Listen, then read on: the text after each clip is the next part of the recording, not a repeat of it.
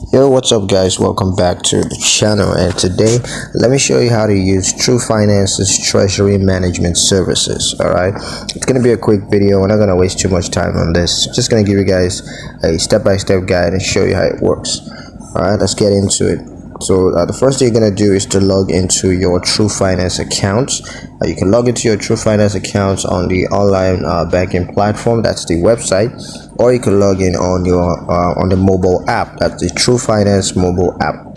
Now, once you log into your account, you're just gonna select the business account that you want to manage, and then you're gonna click on Treasury Management. And then you're going to select the service that you want to use under Treasury Management. There are a couple of services available.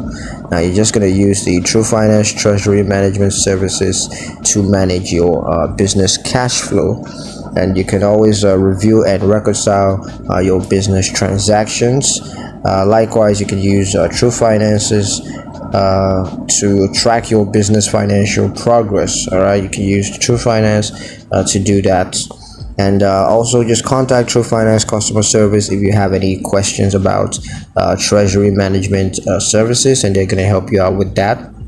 And don't forget to review and update your treasury management settings as required in the future.